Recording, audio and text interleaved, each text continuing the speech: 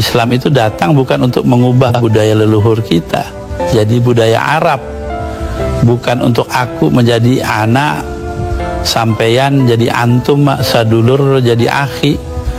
Kita pertahankan milik kita.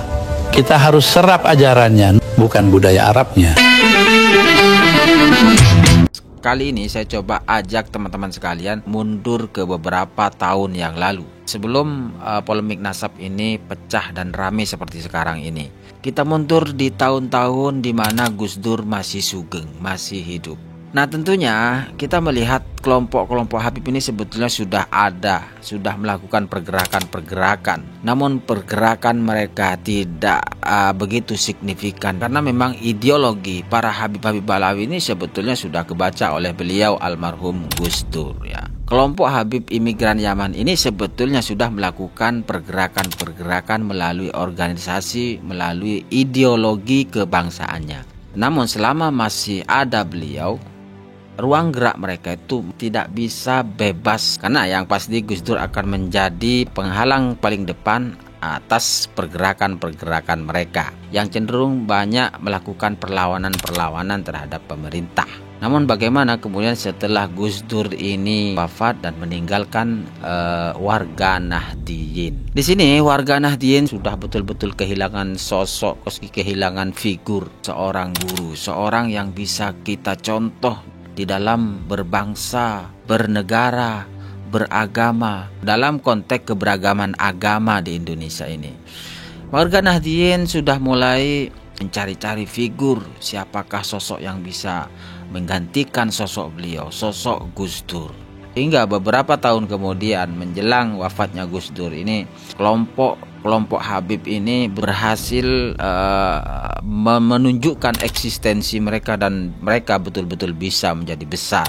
Ya karena memang warga Nahdliyin sudah mulai kehilangan sosok yang betul-betul bisa mengkafling dan mengkontrol warga Nahdliyin ini seperti layaknya Gus Dur betul-betul bisa memberikan kafling dalam berbangsa, bernegara, beragama. Nah dari situ kelompok Habib-Habib ini sudah mulai hampir menguasai dari sisi pergerakannya itu sudah mulai didukung oleh warga Nahdliyin. Kemudian warga Nahdliyin sudah mulai banyak yang mulai tergerus masuk pada perangkap kelompok mereka. Sebagian warga Nahdliyin sebetulnya sudah bisa melihat bahwa apa yang dilakukan oleh kelompok Habib-Habib ini banyak hal yang bertentangan dengan mendiang almarhum Gus Dur. Namun di sini warga Nahdliyin lagi-lagi terkecoh dengan sosok seorang Habib yang berada di kalangan Nahdlatul Ulama. Kita lihat beberapa kelompok Habib itu berada di posisi strategis di Nahdlatul Ulama. Kemudian beliau karena menampakkan sosok ulama yang sepuh, waro, mungkin inilah sosok yang bisa dijadikan panutan oleh warga Nahdliyin. Karena memang dari ideologinya secara dohir, secara nampak, secara dohir itu kan akan betul-betul mengikuti jalan yang pernah dilalui oleh Gus Dur. Seperti sosok Habib Lutfi ini. Siapa sih yang tidak hormat, yang tidak jadi muhibbin, yang tidak menghormati beliau, tidak takzim kepada beliau. Selain beliau sudah mulai dimunculkan sebagai sosok ulama sepuh karismatik, beliau juga banyak di branding oleh para muhibbin. Ya kita katakan muhibbinnya juga datang dari warga Nahdliyin. Dan di situ banyak yang melebih-lebihkan bahwa Habib Lutfi sudah mulai dikultuskan sebagai sosok seorang wali. Nah saat itu seakan-akan warga Nahdliyin kembali menemukan sosok yang bisa dijadikan panutan. Karena beliau dipandang seorang ulama sepuh, ulama yang alim, waro, dan berwawasan kebangsaan Indonesia banget. Jadi kalau kita katakan 4 tahun yang lalu, siapa yang berani nyinggol Habib Lutfi? Karena saat itu beliau lagi betul-betul dijadikan seorang tokoh, sosok yang menjadi figur, bahkan figur Nahdlatul Ulama. Kan pernah beberapa tahun yang lalu ada seorang ustadz yang sekarang almarhum ya. Sosok beliau ini adalah Ustadz almarhum, Ustadz Maher At-Tuwailibi. Masih ingat dengan sosok beliau ini. karena beliau sempat nyinggung Habib Lutfi yang dianggap cantik menggunakan imamah seperti kerudung, maka muhibbinnya tidak butuh waktu lama langsung memenjarakan beliau. Pun juga Habib Lutfi tidak memaafkannya. Padahal beliau almarhum Ustadz Mahir At-Tuilibi itu sempat meminta maaf, nangis-nangis meminta maaf dari balik jeruji besi.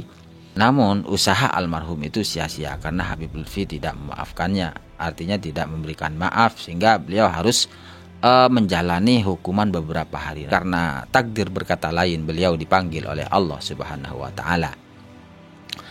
Nah, begitulah. Jadi kalau kita melihat saat itu bagaimana warga Nahdien ini betul-betul memfigurkan, mensosokkan Habib Lutfi ini sebagai orang seakan-akan menggantikan sosok almarhum Gus Dur. Tetapi siapa sangka kawan bahwa apa yang dilakukan oleh beliau ini justru lebih berbahaya dari kelompok-kelompok Habib yang nampak ada pergerakan-pergerakan di lapangan. Mereka yang berkelompok dalam satu organisasi melakukan pergerakan-pergerakan dengan ideologi organisasinya, dengan ideologinya. Mereka kita bisa baca dan bisa kita lawan. Namun bagaimana dengan sosok Habib Lutfi saat itu?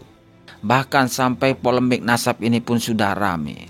Masih banyak para muhibbin yang menjadi pagar dan tembok beliau untuk menghadang siapapun yang nyenggol Habib Lutfi.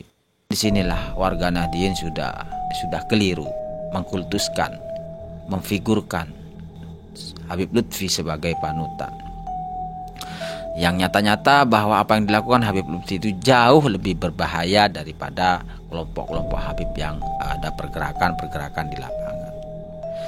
Bagaimana orang yang sudah kita cintai, warga Nahdien sudah mencintai beliau, menjadikan sosok figur. Tapi apa yang dilakukan oleh Habib Lutfi justru jauh lebih membahayakan dengan melakukan perubahan-perubahan sejarah NU, sejarah Jatman, melakukan pemalsuan makam. Ini luar biasa. Lalu kita sebagai warga Nahdien, masihkah kita mengkultuskan? Masihkah kita percaya terhadap orang-orang seperti ini? Kalau dikatakan wali, masa ada wali bohong? Kalau dikatakan bahwa beliau mempunyai banyak karomah, apakah menjadikan kuburan kebu itu dijadikan makam keramat? Maulana mungkin pun dia itu yang paling berbahaya. Itu oknum keturunan Yahudi yang paling berbahaya menurut saya. Karena sudah tahu klaim-klaim makam itu sebenarnya tesis Tuan Guru Imaduddin belum ada tesis. Lutfi sudah masuk makam. Mongsok wali kok masuk makam. Tidak ada wali kok motong Jatman.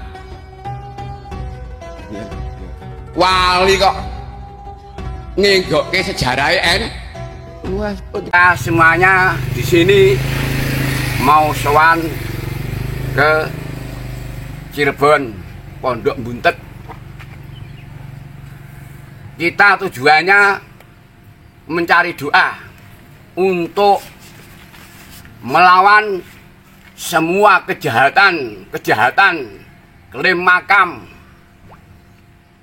penipuan, pengalian sejarah yang dilakukan oleh oknum keturunan Yahudi. Dan sekarang semuanya sudah berkumpul menjadi satu di dalam naungan Robitoh Alawiyah Indonesia. Itu semuanya Yahudi. Nanti kalau mengulang lagi kejahatannya, kita khususnya Alap Mataram siap melawan! Melawan! Melawan! Melawan! Assalamualaikum warahmatullahi wabarakatuh.